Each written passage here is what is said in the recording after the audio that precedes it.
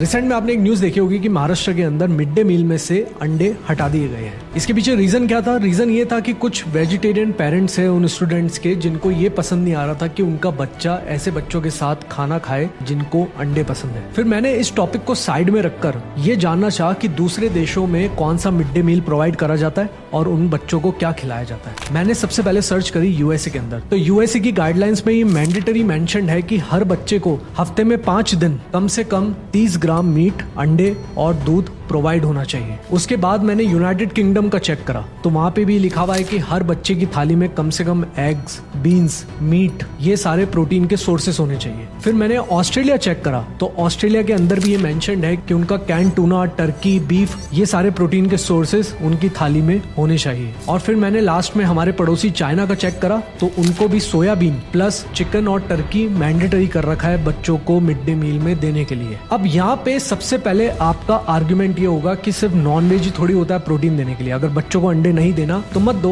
कुछ और source provide कर दो। तो वो दूसरा सोर्स ढूंढने के लिए मैंने राजस्थान का डेटा देखा कि वहां पे बच्चों को मिड डे मील में क्या दिया जाता है। मैंने उनका मेन्यू ओपन करा। जब उनके मेन्यू में देखा मैंने तो वहां पे कहीं भी प्रोटीन का सोर्स मेंशन नहीं था। मैं और डिटेल में गया ये देखने के लिए कि इनके टारगेट गोल्स क्या है, बच्चों को कितने ग्राम प्रोटीन दिन भर का देना चाहिए। जब मैंने देखा तो इन्होंने मेंशन कर रखा है कि जो बच्चा 1st से 5th तक है उसको इन्हें डेली 20 ग्राम प्रोटीन देना है एक मील के अंदर। और उसकी डिटेल मैंने देखी, वो 20 ग्राम प्रोटीन आ कहां से रहा है तो उन्होंने मेंशन कर रखा है कि 11 ग्राम प्रोटीन तो 100 ग्राम आटे से आएगा। अब आप सोचिए कौन सा 1st से 5th क्लास का बच्चा एक बार में 100 ग्राम की रोटी मतलब 4 रोटी खा सकता है वो प्रोटीन पूरा करने के लिए। हरियाणा और उत्तर प्रदेश का डेटा मैंने जब देखा तो वो लोग तो फिर भी सोयाबीन और मिलेट्स प्रोवाइड कर रहे हैं बच्चों को, बट ये राजस्थान और महाराष्ट्र में क्या हो रहा है मुझे नहीं पता। और ये तो सिर्फ वेबसाइट की डिटेल्स थी। ग्राउंड लेवल इम्प्लीमेंटेशन और करप्शन किस लेवल पे है ये आप जानते हैं। अभी भी टाइम है,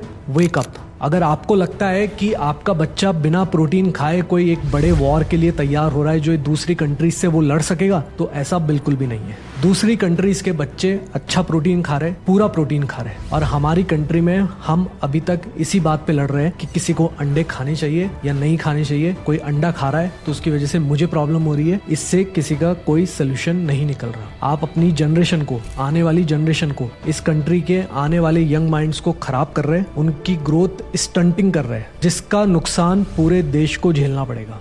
सोचिए इस बारे में।